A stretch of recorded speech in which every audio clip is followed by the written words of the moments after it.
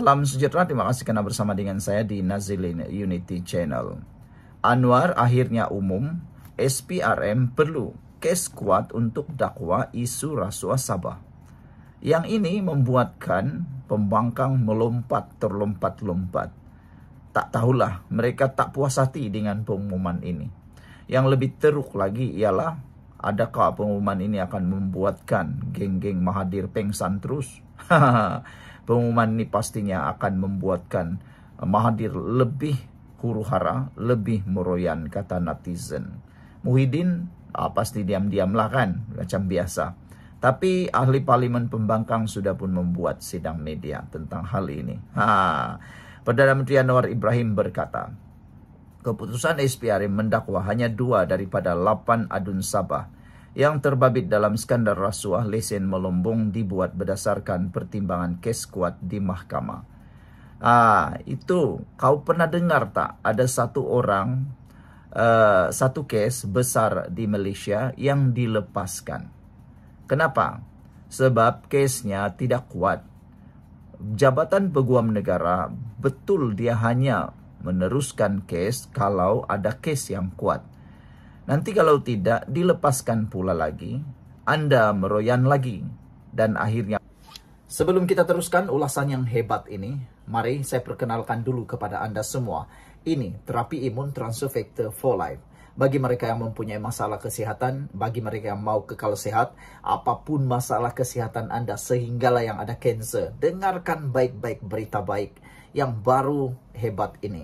Ini terapi imun yang meningkatkan daya imun badan kita sehingga 400%. Secara umum dan ringkasnya, apabila imun badan kita lemah, apabila imun badan kita jadi bodoh, apabila imun badan kita tidak berfungsi lagi dengan sepatutnya, kita susah sembuh daripada penyakit. Bahkan penyakit-penyakit yang biasa-biasa pun akan melekat di dalam tubuh badan kita. Kita berulang-ulang kena penyakit dan paling teruk sekali kita kena autoimun.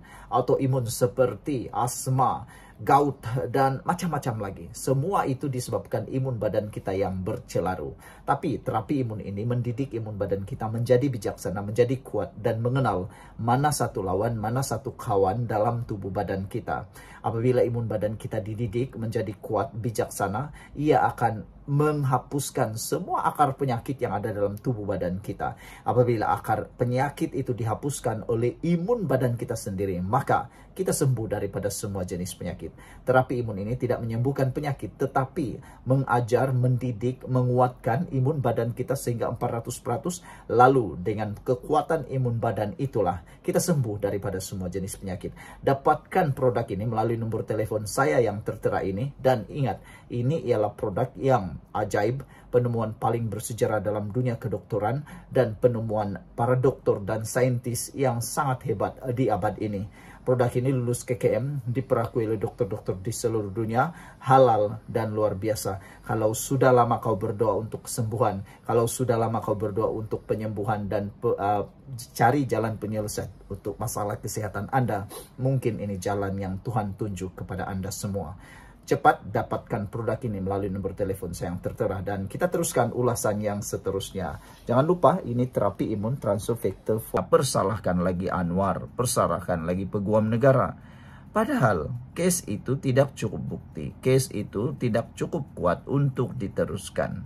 Akhirnya kau salahkan Anwar lagi. Jadi bukan maksudnya kes itu didiamkan, kes itu diteruskan, tapi masih lagi mencari kes yang lebih kuat. Kadang-kadang netizen Malaysia ni macam ni. Dia mau dengar apa yang dia mahu dengar, bukan apa yang dia perlu dengar. Ramai netizen Malaysia ni sudah terpengaruh dengan keinginan apa yang mereka mahu dengar. Contohnya, seorang dilepaskan di mahkamah kerana terbukti tidak bersalah. Mahkamah dapati tiada bukti dia ialah seorang yang bersalah. Tapi apa yang netizen mau dengar ialah orang itu dipenjarakan padahal tidak didapati bersalah. Itu yang dia mau dengar. Akhirnya dia marah. Yang perlu dia dengar pula, dia tak layan. Itulah manusia paling durjana. Dia hanya mahu apa yang dia mahu dengar. Tapi yang dia perlu dengar, dia tak mahu pula. Itulah contoh kedua, pilihan raya. Yang dia mahu dengar ialah calon yang dia sokong. Contohnya pembangkang Perikatan Nasional mesti menang. Apabila keputusan pilihan raya diumumkan, terbukti dia kalah dengan 1000 undi. Lalu dia marah. Marahnya sini sana, dia tuduhlah parti kerajaan perpaduan menipu, rasuah dan sebagainya. Sebab kenapa? Dia tidak suka dengar apa yang perlu dia dengar. Akhirnya dia mahu apa yang dia mahu dengar. Marahlah dia. Kena belajar bahwa kadang-kadang kena dengar apa yang perlu Anda dengar, bukannya apa yang kamu mahu dengar. Kena belajar perkara itu. Saudara-saudara sekalian, Anwar yang menjawab soalan Ronald Kiandi berkata, ini berdasarkan justifikasi SPRM apabila dia bertanya, skandal yang pertama kali didedahkan oleh ahli perniagaan yang bertukar menjadi pemberi maklumat Albert Tay yang turut didakwa bersama 2 lagi adun GRS. 8 adun dikaitkan liputan video itu. Tapi apabila SPRM melihat kes mesti kuat untuk didakwa. Saya tak campur, tapi saya tanya kenapa 2 didakwa. Itu alasan mereka. Mereka ambil kes yang substantive, in fact and law untuk pendakwaan.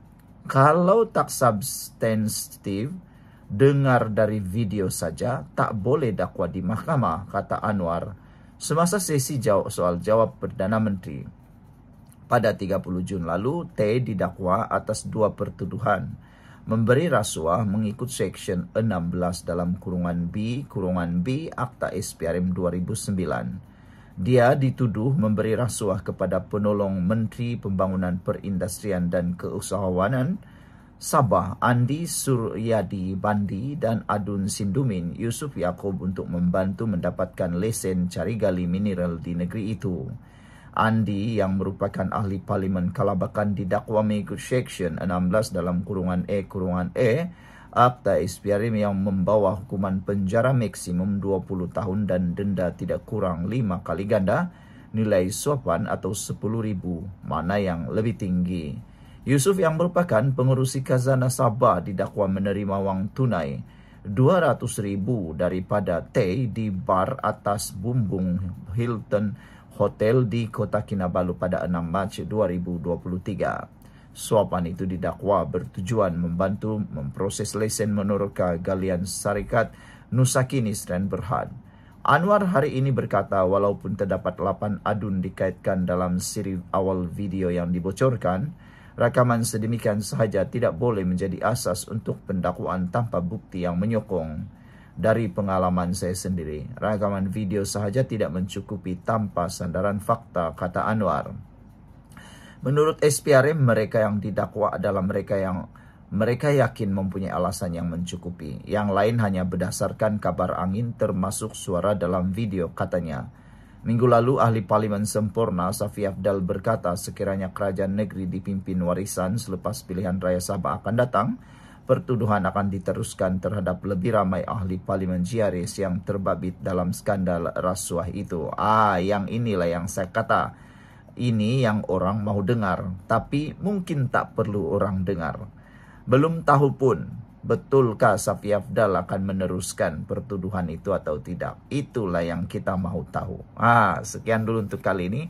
Jangan lupa tinggalkan komen Anda. Bye-bye. Salam sejahtera. Terima kasih karena bersama dengan saya di Nazilin Unity Channel. Nama Anwar pun tak apa. Itu kata Wan Faisal cadang tukar nama bunga Reflesia. Bayangkanlah. Inilah impian. Inilah inilah idola pemimpin para penyokong Perikatan Nasional, Wan Ahmad Faisal, Wan Ahmad Kamal. Bagus juga cadangan dia nih. Nama Anwar pun tak apa. Wan Faisal cadang tukar nama bunga Reflesia. Tapi ketika beliau memberikan cadangan tersebut, ketara sangatlah beliau ni cetek pengetahuan, ketara sangatlah beliau ni tak punya idea, ketara sangatlah beliau ini hanya ada yang disebut sebagai dendam politik. Nama Rafflesia sebenarnya ialah nama Pakma. Dan salah seorang netizen kata, itulah pasalnya Allah dah tentukan kedudukan ahli parlimen Perikatan Nasional ini duduk di blok pembangkang. Itu pun pembangkang yang tidak berkualiti. Tak ada idea langsung untuk tambah nilai negara. Ramai ahli parlimennya dalam parlimen mempunyai idea-idea yang bengap, yang berfikir setakat di kepala lutut, kata saya anak Malaysia. Durian kini kata, saya cadangkan satu nama, Jargon Litalia Macanggus, kata beliau lagi. Ini gara-gara tindakan Wan Faisal cuba menamakan bunga Rafflesia ditukar kepada nama yang lain. Wan Ahmad Faisal mencadangkan supaya nama bunga Rafflesia ditukar sempena Hari Kebangsaan yang ke-68. Mencela penggulungan pemangku Menteri Sumber Asli dan Kelestarian Alam Johari Ghani pada sesi penggulungan rancangan Malaysia ke-13, Wan Faisal secara berseluruh berkata, nama bunga itu boleh sahaja ditukar sempena nama Perdana Menteri Anwar Ibrahim. Inilah orang yang cuba mengejek lagi Perdana Menteri. Kenapa dia tidak cadang pula Hadi? Baru ngam. Ini Anwar Ibrahim pula yang dia cadang. Nanti kalau dah tukar kepada nama bunga Anwar Ibrahim, aku nak tanya jugalah kepada kepada Wan Faisal. Setujukah? Atau nanti kau akan jerit-jerit lagi, kau marah lagi. Lah akhirnya kau kata Anwar Ibrahim tak sesuai sebab bekas inilah, bekas banduan lah dan sebagainya. Sekarang kau berseluruh pula Anwar Ibrahim diberi nama bunga Rafflesia tukar kepada Anwar Ibrahim. Kau cadanglah nama presiden kau, baru ngam, baru sesuai. Ini kau cuba untuk mahu-malukan Anwar Ibrahim. Boleh tak kita bagi nama yang begitu baik bagi bunga kita, kata Wan Faisal. Mungkin yang berhormat menteri boleh cadangkan kabinet untuk cari nama lain yang lebih cantik. Nama Anwar Ibrahim tak apa asalkan lebih baik, katanya lagi. Sebenarnya apa yang dia cadang ini adalah satu cadangan yang bagus. Tapi dia kena belajar dari mana asal-usulnya nama Rafflesia itu pertama. Kedua, bagaimana sesuatu perkara itu boleh dinamakan pun perlu diketahui. Mahu mengganti nama itu bukan semudah seperti hantuk kepala di dinding. Bukan seperti semudah cetak uang. Inilah jargon nih. Suka betul memberikan idea-idea yang tak masuk akal langsung. Menurut Wan Faisal, nama Rafflesia diambil sempena nama Sir Thomas Stamford Raffles, yaitu Presiden pertama Singapura.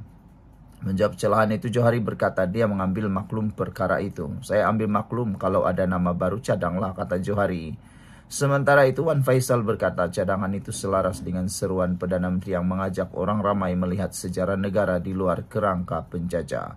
Rafflesia ini nama diambil sempena nama Stamford Raffles, kata dia. Orang yang tak berakhlak, tak beretika, katanya lagi. Wah, berani jugalah kan si Wan Faisal ni menuduh Stamford Raffles sebagai orang tak berakhlak dan tak beretika. Ini bukan satu tuduhan yang ringan, ini satu tuduhan yang berat. Betulkah? Betulkah Raffles ni orang yang tak berakhlak dan tak beretika? Aku pun tak tahulah. Kena tanya Wan Faisal balik. Nama Rafflesia diberikan sempena penghormatan kepada Raffles yang mengetuai ekspedisi penemuan tumbuhan itu. Nama spesiesnya Arnoldi pula diambil sempena Dr. Joseph Arnold yang turut serta dalam ekspedisi sama. Tumbuhan itu pertama kali ditemui di hutan Sumatera pada 1818 dan juga di hutan Borneo. Nama bunga tersebut dalam bahasa Melayu adalah bunga pakma. Jadi saudara-saudara sekalian, kalau bunga pakma boleh digunakan kan bagus. Ini dia tukarlah pula kepada nama Anwar Ibrahim. Apa kata kalau tukar kepada nama beliau sendiri, bunga Wan Faisal, supaya ingatlah kan, kita boleh ingat Wan jargon nih. Itulah sebabnya seorang netizen saya, anak Malaysia, dia kata itulah sebabnya kau ditentukan kedudukan sebagai pembangkang saja. Sebab kaulah pembangkang yang tidak berkualiti, tak ada ide langsung untuk tambah nilai negara. Ramai ahli parlimen dalam parlimen mempunyai ahli parlimen pembangkang ini yang idenya bengap-bengap, berfikir setakat di kepala lutut, kata beliau lagi. Apa pula pendapat Anda semua? Setujukah Anda dengan kenyataan itu? Sila tinggalkan komen Anda. Bye-bye.